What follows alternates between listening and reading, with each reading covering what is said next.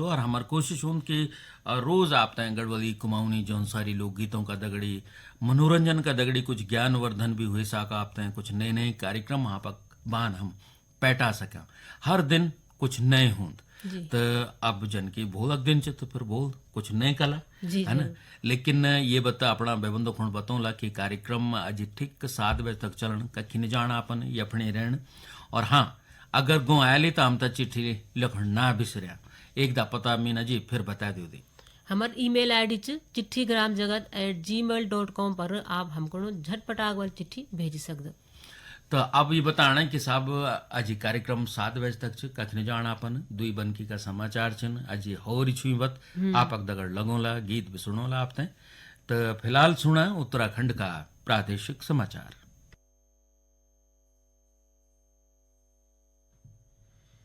श्रोताओं, आपको हम एक बार याद दिला दें हमारे आज के कार्यक्रमों में आज रात्रि 8 बजे स्वास्थ्य चर्चा में आप मानसिक रोगों की वास्तविकता पर डॉक्टर मेजर नंद किशोर से अनिल भारती की बातचीत सुनेंगे और रात्रि 10:30 बजे का समय रहेगा आप सभी के पसंदीदा कार्यक्रम आपकी फरमाइश का। श्रोताओं, आपको याद दिलाना चाहेंगे कि कल शाम को हमारे दैनिक कार्यक्रमों में युवा जगत कार्यक्रम में आप युवा श्रोता सुनेंगे करियर गाइड में डॉक्टर अनीता चौहान द्वारा वनस्पति विज्ञान के क्षेत्र में रोजगार और कृषि जगत कार्यक्रम के अंतर्गत आप सुनेंगे श्री अग्रिम जसोला से भेंट वार्ता कृषि क्षेत्र में कृत्रिम बुद्धिमत्ता का प्रयोग। और कल आप सभी का पसंदीदा कार्यक्रम रात्रि 10 बजे होगा हेलो फरमाइश।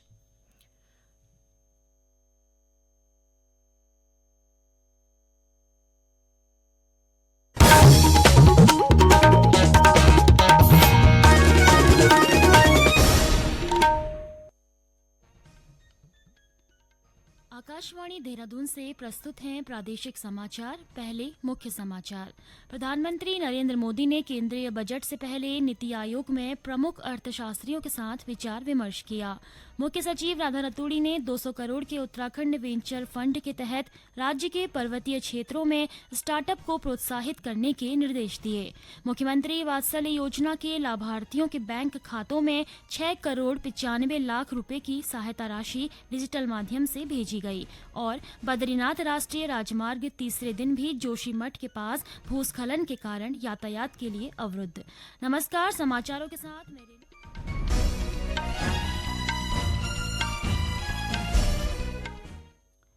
नमस्कार समाचारों के साथ मैं रेणु प्रीति। और अब समाचार विस्तार से। प्रधानमंत्री नरेंद्र मोदी केंद्रीय बजट से पहले नई दिल्ली में नीति आयोग में प्रमुख अर्थशास्त्रियों के साथ बैठक की।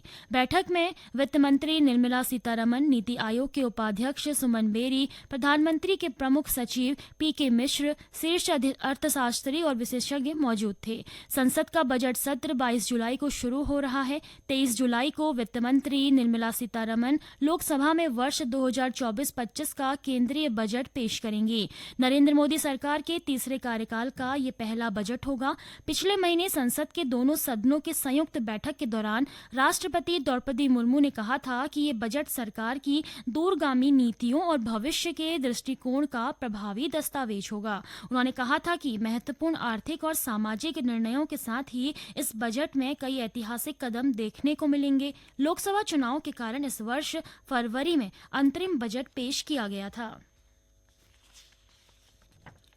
मुख्य सचिव राधा रतूड़ी ने 200 करोड़ के उत्तराखंड वेंचर फंड के तहत राज्य के पर्वतीय क्षेत्रों में स्टार्टअप को प्रोत्साहित करने के निर्देश दिए हैं। उन्होंने उत्तराखंड वेंचर फंड के तहत ऐसे वैकल्पिक निवेश कोष को वरीयता देने के निर्देश दिए हैं जिनके माध्यम से उत्तराखंड की आर्थिकी पर ठोस सकारात्मक प्रभाव दिखे और राज्य में रोजगार सृजन, तकनीकी साझेदारी और पूंजीगत निवेश को प्रोत्साहन मिले।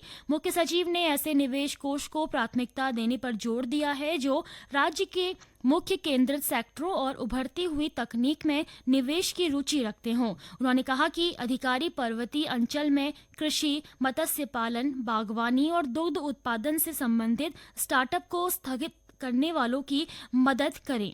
श्रीमती रतुड़ी ने अधिक से अधिक महिला स्वयं सहायता समूहों व महिलाओं को स्थानीय उत्पादों, विशेष रूप से स्थानीय मिलेट्स के उत्पादन और प्रसंस्करण के माध्यम से स्टार्टअप स्थापित करने में सहायता के भी निर्देश दिए। गौरतलब है कि 200 करोड़ रुपए के उत्तराखंड वेंचर फंड का मुख्य उद्देश्य राज्य के स्टार्टअप इकोसिस्टम में निजी क्षेत्र के निवेश को प्रोत्साहित करना, युवाओं को स्वरोजगार स्थापित करने के लिए प्रोत्साहित करना और उत्तराखंड में सकारात्मक आर्थिकी और सामाजिक प्रभाव सृजित करना है। सर्वोच्च न्यायालय ने नीट यूजी परीक्षा 2024 मामले की सुनवाई इस महीने की 18 तारीख तक के लिए स्थगित कर दी है। भारत के मुख्य न्यायाधीश डीवाई चंद्रचूड़ की अध्यक्षता वाली पीठ ने पार्टियों को केंद्र और एनटीए द्वारा दायर हल्फनामों पर अपनी प्रतिक्रिया दाखिल करने में सक्षम बनाने के लिए स्थगन किया। शीर्ष अदालत में आज विवादास्पद नीट यूजी मेडिकल प्रवेश परीक्षा से संबंधित याचिकाओं पर सुनवाई होनी थी। इनमें 5 मई की परीक्षा के दौरान अनियमितताओं और कदाचार का आरोप लगाने वाली और दोबारा परीक्षा कराने की मांग वाली याचिकाएं शामिल हैं। केंद्रीय स्वास्थ्य मंत्री जगत प्रकाश नड्डा ने विश्व जनसंख्या दिवस के अवसर पर आज नई दिल्ली में परिवार नियोजन के लिए सुगम मॉडल पहल का अनावरण किया। सुगम मॉडल को मां और बच्चे की भलाई के लिए गर्भधारण के स्वस्थ समय और अंतराल के लिए डिजाइन किया गया है। विभिन्न राज्यों के स्वास्थ्य और परिवार कल्याण विभागों के साथ एक वर्चुअल बैठक में श्री नड्डा ने इस बात पर प्रकाश डाला कि आज का दिन भारत में परिवार नियोजन के अतीत, वर्तमान और भविष्य का आत्मनिरीक्षण करने का अवसर है। उन्होंने कहा कि आगामी रणनीतियों को राष्ट्रीय परिवार स्वास्थ्य सर्वेक्षण के आंकड़ों के साथ लागू किया जाना चाहिए और उच्च जनसंख्या दर वाले राज्यों पर विशेष ध्यान देना चाहिए। विश्व जनसंख्या दिवस पर प्रदेश भर में विभिन्न कार्यक्रम आयोजित किए गए। रुद्रप्रयाग जिले में स्वास्थ्य विभाग के तत्वाधान में विश्व जनसंख्या स्थिरीकरण पखवाड़ा आयोजित किया गया है। इसके तहत आज जिला चिकित्सालय, सभी सामुदायिक स्वास्थ्य केंद्रों और प्राथमिक स्वास्थ्य केंद्रों में जागरूकता गोष्ठी का आयोजन किया गया। जिला चिकित्सालय में आयोजित गोष्ठी में अपर मुख्य चिकित्सा अधिकारी डॉक्टर विमल सिंह गुसाई ने कहा कि तेजी से बढ़ रही जनसंख्या से समस्याएं भी बढ़ रही हैं, जिसे देखते हुए भविष्य के लिए जनसंख्या स्थिरीकरण बेहद जरूरी है। उन्होंने कहा कि 24 जुलाई तक विश्व जनसंख्या स्थिरीकरण पखवाड़े का आयोजन किया जा रहा है, जिसके तहत समस्त चिकित्सा इकाइयों में परिवार नियोजन सेवाएं, स्वास्थ्य शिक्षा और चिकित्सकीय परामर्श की सुविधाएं निःशुल्क प्रदान की जा रही हैं। महिला सशक्तिकरण एवं बाल विकास मंत्री रेखा आर्या ने आज मुख्यमंत्री वात्सल्य योजना के 5,747 लाभार्थियों के बैंक खातों में 6,95,73,000 रुपए की सहायता राशि का डिजिटल माध्यम से हस्तांतरण किया। श्रीमती आर्य ने कहा कि कोरोना काल में महामारी समेत अन्य बीमारियों से माता पिता अथवा संरक्षण खो चुके बच्चों की देखभाल के पुनर्वास के लिए मुख्यमंत्री वात्सल्य योजना लाई गई थी। बाल विकास मंत्री ने कहा कि राज्य सरकार लगातार बच्चों के हितों के लिए काम कर रही है। चमोली जिले में बद्रीनाथ राष्ट्रीय राजमार्ग आज तीसरे दिन भी जोशीमठ के पास भूस्खलन के कारण सड़क यातायात के लिए बाधित है। हालांकि राज्य आपदा मोचन बल के जवानों द्वारा तीर्थयात्रियों को पैदल रास्ता पार कराया जा रहा है। वहीं पाताल गंगा, लंगसी टनल और भनेर पानी के समीप कल हुए भूस्खलन के बाद मलबा साफ कर लिया गया है और आवाजाही शुरू हो गई है।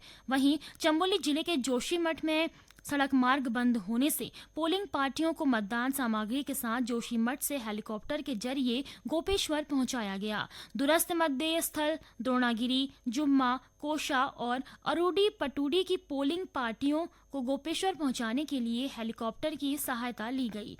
इस बीच मौसम विभाग ने देहरादून, टिहरी, पौड़ी, हरिद्वार, चंपावत, नैनीताल और उधम सिंह नगर जिले में कल कहीं कहीं भारी से बहुत भारी बारिश का ऑरेंज अलर्ट जारी किया है। सार्वजनिक स्वास्थ्य सुधार की दिशा में महत्वपूर्ण कदम उठाते हुए एम्स ऋषिकेश ने अब प्रत्येक रोगी में तपेदिक की जांच करने का निर्णय लिया है। अस्पताल में भर्ती मरीजों सहित ओपीडी में आने वाले प्रत्येक रोगी को इसके दायरे में लाया जाएगा। एम्स ऋषिकेश की कार्यकारी निदेशक प्रोफेसर मीनू सिंह ने बताया कि नई व्यवस्था को लागू करने और रोगी को चिन्हित करने के लिए विशेष फॉर्मेट तैयार किया गया है। प्रोटोकॉल के तहत बाह्य रोगी विभागों, विभिन्न वार्डों और विशेष क्लिनिकों में आने वाले सभी रोगियों से टीबी लक्षणों को लेकर पूछताछ कर निश्चित फॉर्मेट में अंकित करना अनिवार्य किया गया है। नैनीताल जिले की धारी तहसील प्रशासन ने गौला और कलसा नदी व उसकी सहायक नदियों के साथ साथ परिताल, भालूगाड़, हरीशताल, लोहाखाम तालों और सभी नदियों, गधेरों, तालाबों और पोखरों में नहाने, जल क्रीड़ा करने और आवागमन पर प्रतिबंध लगा दिया है। पिछले कुछ सालों में पदमपुरी के पास कलसा नदी में बने परिताल में नहाते हुए 4 लोगों की मृत्यु हुई है। इस कारण वर्षा काल को देखते हुए ये प्रतिबंध लगाए गए हैं। चंपावत जिले के ग्रामीण क्षेत्रों में भी जन औषधि केंद्र का लाभ मिलने लगा है। सहकारिता विभाग को औषधि केंद्र का संचालन करने का लाइसेंस मिलने के बाद जिले में जन औषधि केंद्रों का संचालन शुरू हो गया है। इन जन औषधि केंद्रों में जेनेरिक दवाइयां कम कीमत पर मिलने से लोगों को लाभ मिल रहा है। जिले में सहकारिता विभाग के सहायक निबंधन अधिकारी सुभाष चंद्र गहतोड़ी ने बताया कि चंपावत जिले में 5 समितियों में जन औषधि केंद्र खोलने का लक्ष्य दिया गया था, जिसमें से रौला मेल, बाराकोट, धर्मघर और चंपावत में जन औषधि केंद्रों का संचालन शुरू हो गया है, जबकि धूरा समिति में भी शीघ्र इसका संचालन होने जा रहा है। उन्होंने बताया कि केंद्र सरकार के आयुष विभाग द्वारा प्रत्येक समिति के लिए 2-2 लाख रुपए की धनराशि प्रोत्साहन के रूप में दी गई है। साथ ही जिला प्रशासन ने भी इन समितियों को हाईटेक बनाने के लिए जिला योजना के माध्यम से 4-4 लाख रुपए की धनराशि आवंटित की गई है। केदारनाथ की विधायक शैला रानी रावत का राजकीय सम्मान के साथ आज ऋषिकेश स्थित त्रिवेणी घाट में अंतिम विदाई उन्हें दी गई है। इससे पूर्व आज दिवंगत विधायक शैला रानी रावत का पार्थिव शरीर उनके आवास से आम जनता के दर्शनों के लिए अगस्त्य मुनि खेल मैदान में लाया गया, जहां जनप्रतिनिधियों, प्रशासन के अधिकारियों, पार्टी कार्यकर्ताओं और आम जनमानस ने उन्हें श्रद्धांजलि दी।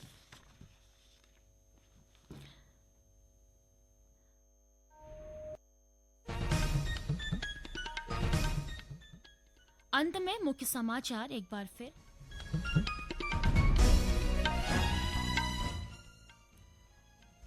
प्रधानमंत्री नरेंद्र मोदी ने केंद्रीय बजट से पहले नीति आयोग में प्रमुख अर्थशास्त्रियों के साथ विचार विमर्श किया।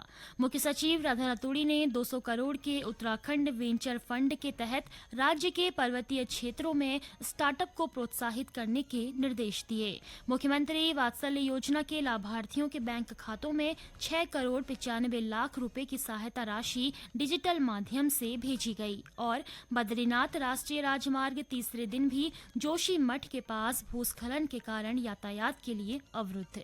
इसके साथ ही प्रादेशिक समाचार का ये बुलेटिन समाप्त हुआ। नमस्कार।